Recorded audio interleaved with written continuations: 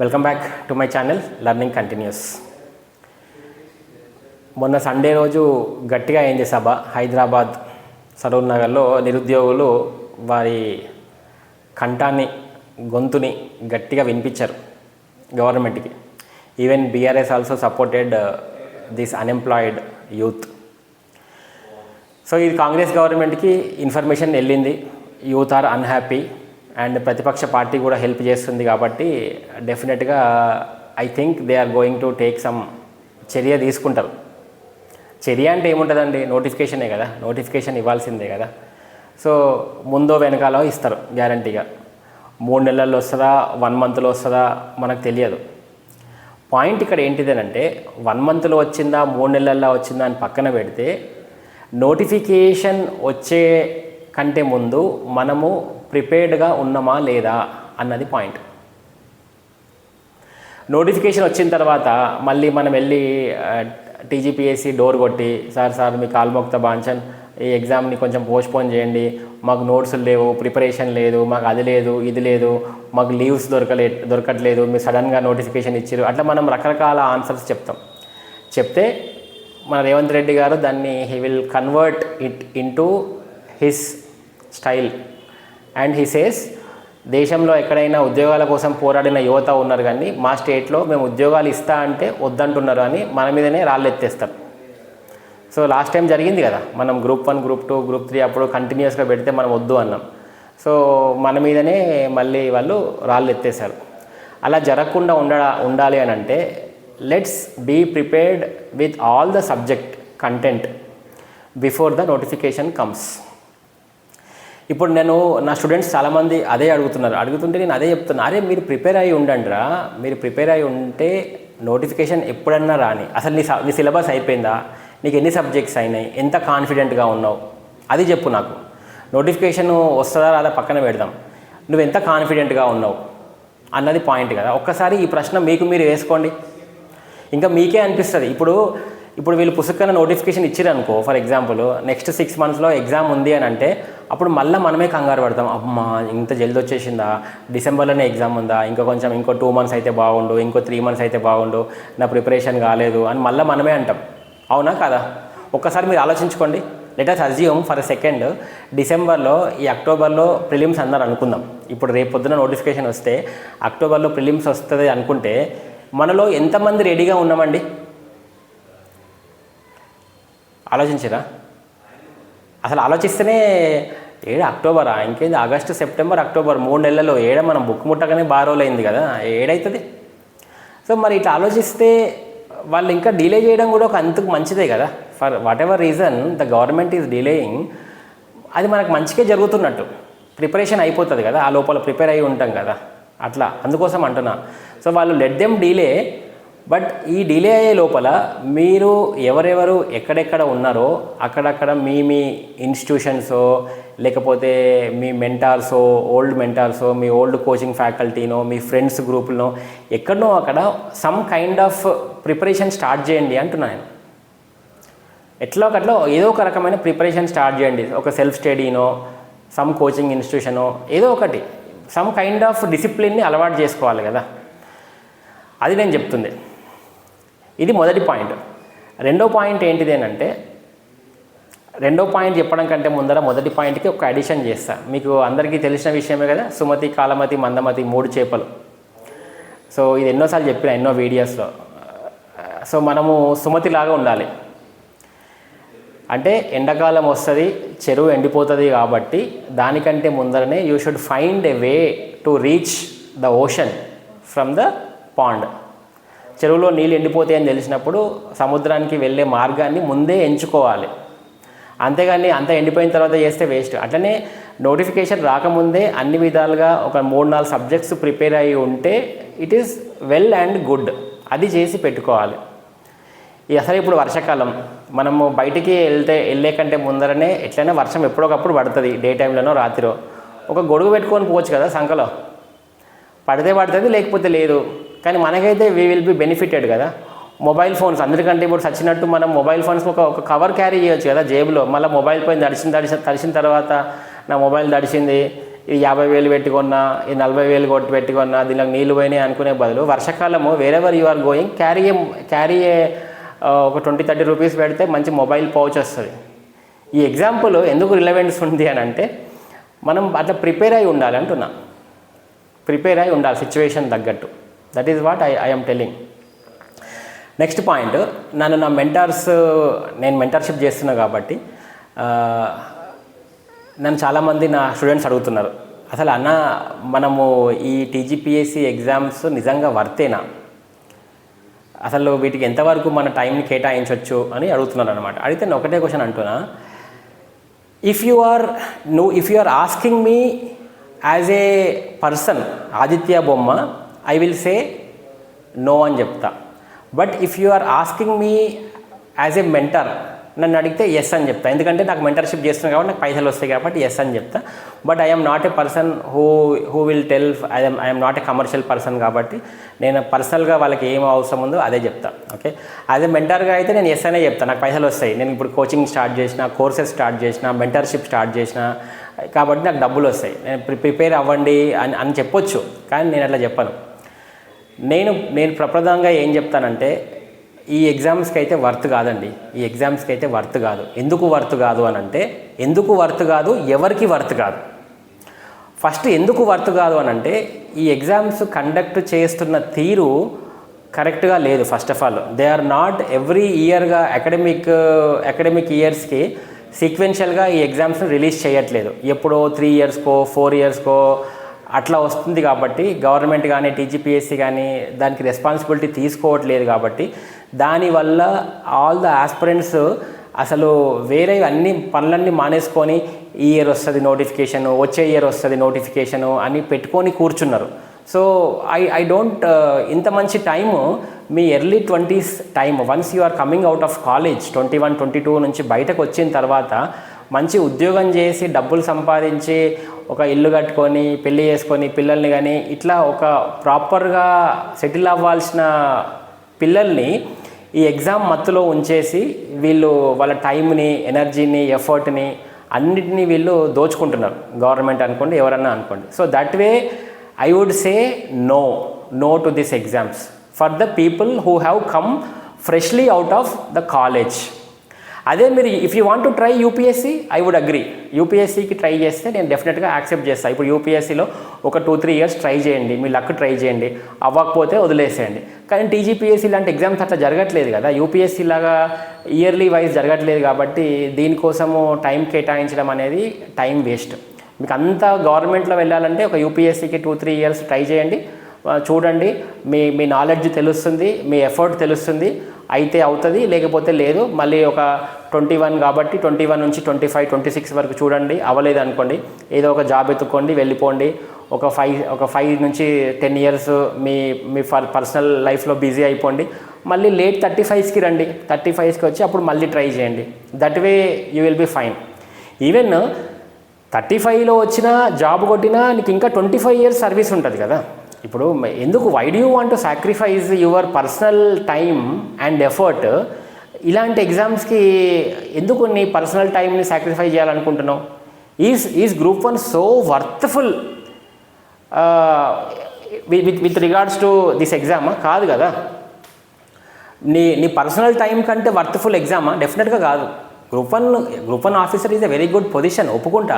కానీ not at the cost of compromising your family time, నీ మంచి ఎనర్జెటిక్ టైము, నీ క్వాలిటీ టైంని కాంప్రమైజ్ చేసి ఈ ఎగ్జామ్ కొట్టేంత సీన్ అయితే నాకు లేదు.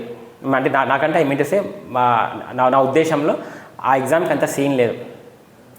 ఎందుకంటే ఇప్పుడు మన గ్రూప్ 1 క్వాలిఫై అయిన వాళ్ళు చాలామంది నాకు ఫోన్ చేసి అంటున్నారు అనమాట, అన్న నువ్వు రాందే నయమైంది, ఎవ్రీవేర్ కాంప్రమైజ్, నీలాంటి వాడు మాత్రం ఇక్కడ ఉండలేడు అన్న, డెఫినెట్గా నువ్వు అయితే రిజైన్ చేసి వెళ్ళిపోతావు అని చాలామంది చెప్తున్నారు. నాకు కూడా తెలుసు, అఫ్కోర్స్ ఇట్లాంటి మనం సిన్సియర్గా కరెక్ట్గా మాట్లాడే వాళ్ళకి ఎక్కడైతుందండి, అవ్వదు. ఎన్నో కాంప్రమైజులు, ఏం మాట్లాడొద్దు, అంతా ఎస్ బాస్. సో ఈ మెకానిజంతో అవ్వదు. So I am 100% saying that this exam is not worth compromising your personal time, that too during a very interesting phase of your life, 21 నుంచి 30 ఇట్స్ వెరీ ఇంపార్టెంట్ ఫేజ్ కదా, చాలా important phase.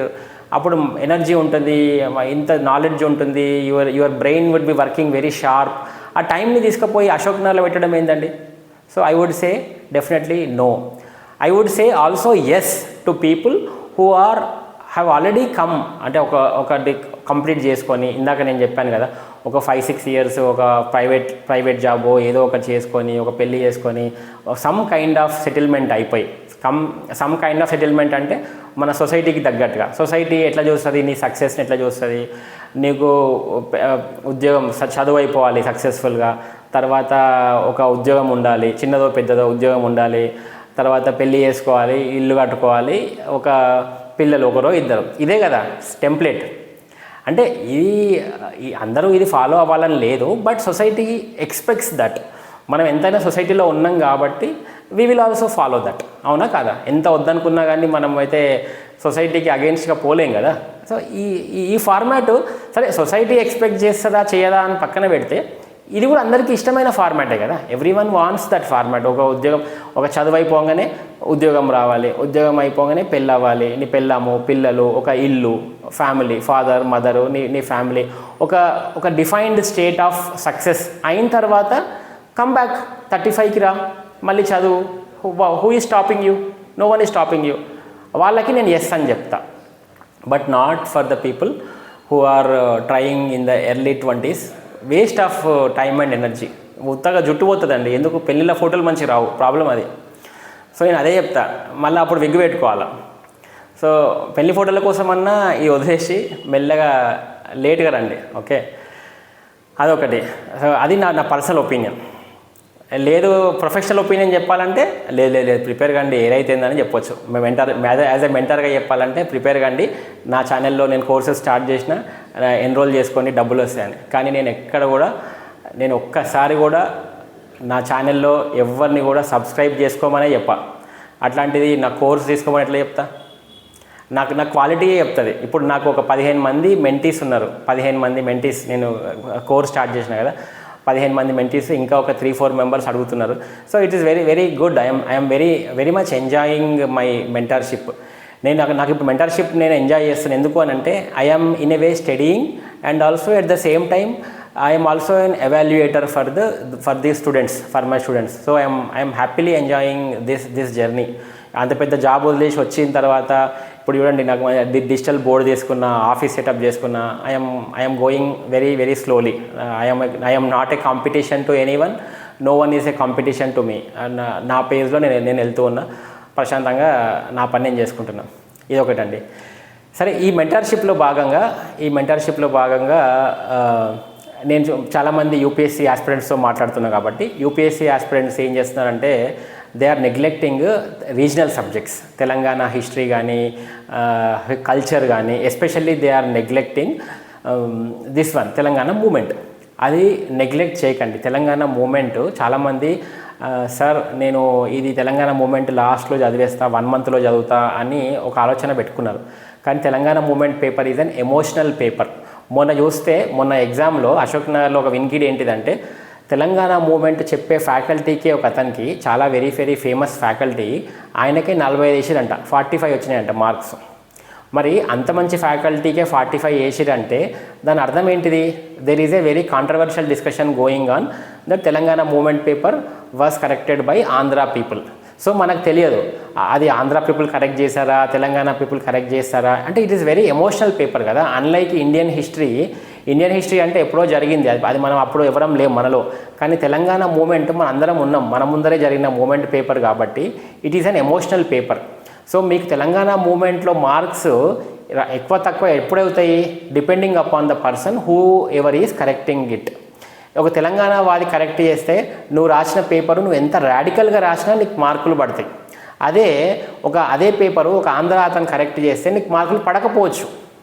So there has to be a right balance between ఆ సాఫ్ట్కి ఆ radical దానికి balance ఉండాలి. So మీరు UPSC వాళ్ళకి ఇది అర్థం కాకపోవచ్చు, ఎందుకంటే వాళ్ళు ముట్టుకోరు కదా. సో నేను ఏమంటానంటే, UPSC people who ever is preparing for the TGPSC group 1, what I would advise is మీరు you start preparing Telangana movement స్లోగా. ఈ తెలంగాణ మూమెంట్ పేపర్ చదవండి, తెలంగాణ హిస్టరీ కల్చర్ చదవడం స్టార్ట్ చేయండి, నెగ్లెక్ట్ చేయకండి. లాస్ట్ మినిట్ వరకు పెట్టుకోవడానికి అవేమీ అన్ఇంపార్టెంట్ ఎగ్జామ్స్ కాదు, దే ఆర్ ఎగ్జామ్ పేపర్స్ కాదు, they are very much important papers. So you keep studying them. ఇది యూపీఎస్సీ ఆస్పిరెంట్స్కి నేను చాలామందికి చెప్తున్నా. అండ్ ఈరోజు మధ్యాహ్నం కూడా ఎవరో వన్ ఆఫ్ మై స్టూడెంట్స్తో మాట్లాడితే సేమ్ పాయింట్ అది వచ్చింది. నేను అదే చెప్తున్నాను. నేను I would like to discuss the same point again in my video. Evening చేస్తా అని చెప్పాను, అదే చేస్తున్నా. సో అట్లా సో ఇది యూపీఎస్సీ వాళ్ళు ఇది తెలుసుకోవాల్సిన విషయం. ఇంకొకటి నేను నా ఈ జర్నీలో రీసెంట్ జర్నీలో చూసినట్టయితే, నేను when I'm evaluating the answers, most of my students are not putting 1 2 3 4 రాయట్లేదు, స్టార్స్ పెట్టట్లేదు, హైఫన్ పెట్టట్లేదు. అడిగితే సార్ ఇట్లా రూల్డ్ పేపర్స్లో రాస్తున్నారు. నేను అడిగితే లేదు సార్, మనము ఇట్లా 1 2 3 4 రాయొద్దంట కదా, నెంబరింగ్ వేయొద్దంట కదా, స్టార్స్ పెట్టొద్దంట కదా, హైఫన్ చేయొద్దంట కదా, సింగిల్ కోట్స్ డబుల్ కోట్స్ వేయొద్దంట కదా, ఆన్సర్లోనే మళ్ళీ ఇంకో క్వశ్చన్ పెట్టొద్దంట కదా, ఇట్లా అంటున్నారు. I don't understand. అంటే ఇట్లా ఏమన్నా రూల్స్ ఉన్నాయా అండి? నాకు తెలియక అడుగుతున్నా. ఏదైనా ఉంటే కామెంట్ చేయండి కింద. ఇట్లాంటిది ఏదైనా రూల్స్ ఇచ్చిరా టీజీపీఎస్సీ? మీరు ఒక హైఫన్ పెట్టొద్దు, సెమికోలన్ పెట్టొద్దు, ఫుల్ స్టాప్ పెట్టొద్దు, అట్లా ఏం లేదు కదా. I don't know. అట్లా ఉంటే చెప్పండి, నేను I will correct my self. But నా ఉద్దేశంలో ఏంటిదంటే, దీస్ కైండ్ ఆఫ్ ఎస్సేస్ కానీ క్వశ్చన్ పేపర్స్ కానీ it all depends upon your presentation.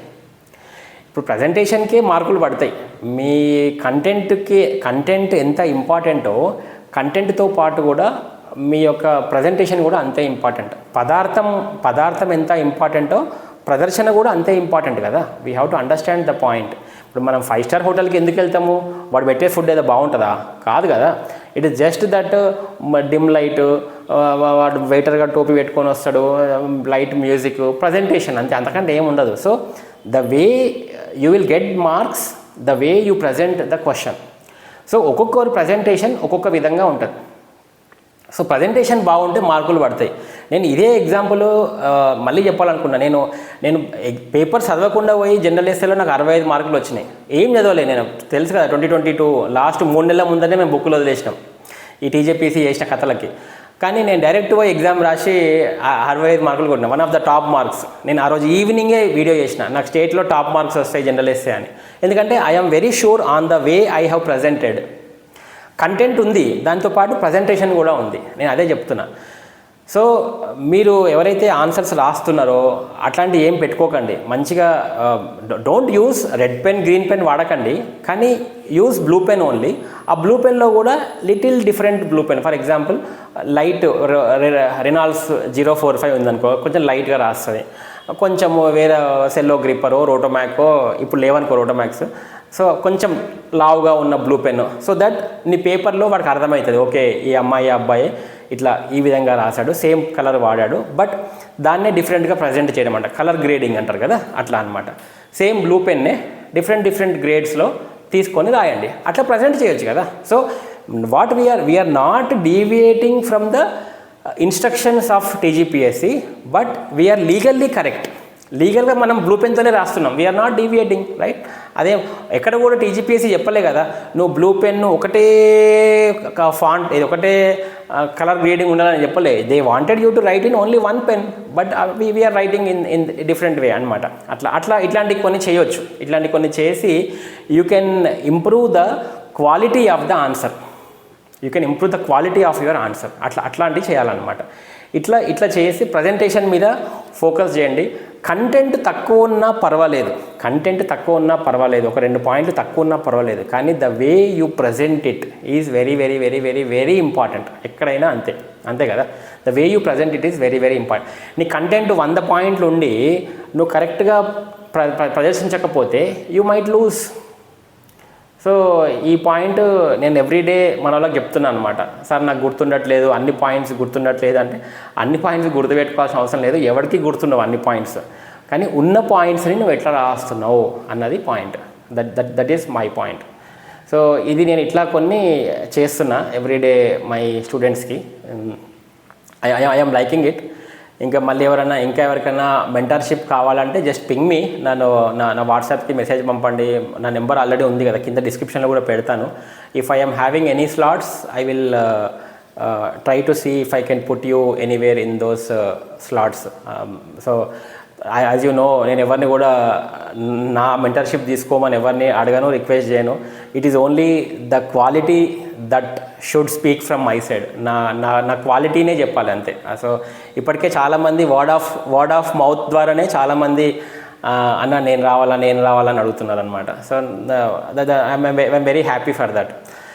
So నా మెంటర్షిప్ మళ్ళీ ఒకసారి రివైజ్ చేస్తున్నా. ఎట్లుంటుందంటే purely personal mentorship. It will be like A tracking of the student, వాళ్ళ స్ట్రెంగ్త్స్, వీక్నెసెస్, వాళ్ళ ఎట్లా ఉంది స్టూడెంట్ యొక్క మానసిక పరిస్థితి, వాళ్ళని మొత్తం స్టూడెంట్ని నేను ఓన్ చేసుకుంటాను అనమాట. ఓన్ చేసుకొని ఆ స్టూడెంట్కి ఛాలెంజెస్ ఏంటి, వాళ్ళకి ఎట్లాంటి ఇష్యూస్ ఉన్నాయి, దాని తగ్గట్టు ఎంత టైం ఉంటుంది వాళ్ళకి, దాని తగ్గట్టు నేను ప్లాన్ తయారు చేసుకొని ఇద్దరం కూర్చొని we will go and discuss and we will create a schedule for 1 week. తర్వాత ప్రోగ్రెస్ ట్రాక్ చేస్తాం. బయట నేను చూస్తా చాలామంది అంటారు, ఇప్పుడు నా స్టూడెంట్స్ అదే అంటారు, అన్న ఇంతకుముందు మెంటార్కి అంత డబ్బులు కట్టినాం, ఇంత డబ్బులు కట్టినాం, కానీ ఇట్లా ఈ విధంగా ఎవరు ట్రాక్ చేయలేదన్నా, మీరు చేస్తున్నట్టు ఈ రేంజ్ ఆఫ్ ట్రాకింగ్, ఈ రేంజ్ ఆఫ్ ఫాలో అప్ ఎవరు చేయలేదన్న అంటారు. నాకు చాలా మంచిగా అనిపిస్తుంది. అంటే నా initiative I'm feeling very very happy for that. So ఈ రేంజ్ ఆఫ్ ట్రాకింగ్ చేస్తే సచ్చినట్టు చదువుతారు పిల్లలు. ఇంటర్మీడియట్ చైతన్య నారాయణ కాలేజీలో రుబ్బుతారు కదా, రోట్లేసి రుబ్బినట్టు మనం కూడా అదే కైండ్ ఆఫ్ రుబ్బితే ఆటోమేటికల్గా రావాల్సిందే కదా బయటికి ప్రోడక్ట్. సో అట్లా అనమాట. సో అది. సో ఇంట్రెస్ట్ ఉన్న వాళ్ళు చూడండి, ఇంట్రెస్ట్ ఉంటే ping me on my number. And finally I want to tell, preparation అయితే స్టార్ట్ చేయండి. ప్రిపరేషన్ స్టార్ట్ చేయండి అనే కంటే ముందు నాకు ఇంకోటి గుర్తొస్తుంది పాయింట్. ఇప్పుడు ఇందాక నేను చెప్పిన కదా, ఎంత వద్దు అన్న ఆదిత్య అన్న వద్దని చెప్పిండు కదా. ఇప్పుడు ఫర్ ఎగ్జాంపుల్ 20s ఉన్న వాళ్ళు ఉన్నారు, ఎవరైనా ఒక్క పాయింట్ చెప్పి క్లోజ్ చేస్తా. 20s ఉన్నవాళ్ళు చాలామంది ఏమనుకుంటారంటే, సరే ఆదిత్య అన్న వద్దని చెప్పిండు కదా, 20s time let us invest this time for something else అని అనుకుంటారు కదా. ఎంత అనుకున్నా నోటిఫికేషన్ పడంగానే మళ్ళీ ఆగమాగం అవుతారు. బెట్టు కడతా నేను. నాలాంటి వాళ్ళు 100 మంది చెప్పినా మళ్ళా నోటిఫికేషన్ రాగానే వాడు రాస్తుండు, వీడు రాస్తుండు, ట్రై చేద్దామని మళ్ళా దాంట్లోకి ఇరుకుతారు. అంటే ఒక డ్రగ్ లాగా అది డ్రగ్ లాగా తయారవుతుంది. ఆదిత్య అన్న చెప్పిండు కదా, ఇంత క్లియర్గా చెప్పిండు కదా అని ఎవడు వినడు.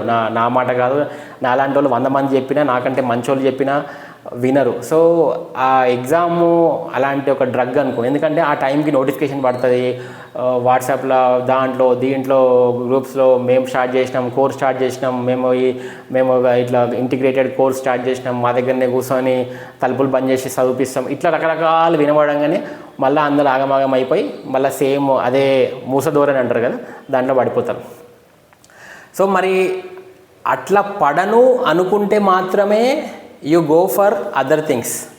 బట్ లేదన్నా నాకు అంత కెపాసిటీ లేదు, అంత నిగ్రహం లేదు, ఇప్పుడు నేను ఎంత ఆలోచించినా మళ్ళీ నోటిఫికేషన్ రాగానే మళ్ళీ నేను పడిపోతా అన్న దాంట్లో ఖచ్చితంగా నువ్వు ఎంతైనా చెప్పు, ఎన్ని ఎగ్జాంపుల్స్ అన్నా ఇయ్యు, నేను మళ్ళీ నోటిఫికేషన్ రాగానే మళ్ళీ నేను అందరి పబ్లిక్కి గొర్రెదాటుడు ఉంటుంది కదా, గొర్రెదాటుడుతో నేను మళ్ళీ రాస్తా అనుకుంటే, అట్లాంటి మెంటాలిటీ ఉంటే మాత్రం ఈరోజు నైట్ నుంచి ప్రిపరేషన్ స్టార్ట్ చేయి. What ever the age is, 21 అనుకో, 22 అనుకో, నాకు సంబంధం లేదు. When you don't have that నిగ్రహం, వెన్ యూ సీ నోటిఫికేషన్ రాగానే నాతో ఆగదన్నా, నాకు కొట్టుకుంటుందా అని అనుకుంటే మాత్రం, నీకు అంత నిగ్రహం లేదు అంటే మాత్రం ఈరోజు నైట్ నుంచి ప్రిపరేషన్ స్టార్ట్ చెయ్యు. Definitely you will see the notification very soon. నేను చెప్పింది చాలా క్లియర్గా ఉందని అనుకుంటున్నా. అన్ని పాయింట్స్ నేను కవర్ చేసిన. అది చూద్దాం ఏమవుతుందండి. సో థ్యాంక్ యూ అండి, thank you very much for watching my video. This is Aditya బొమ్మ సైనింగ్ ఆఫ్.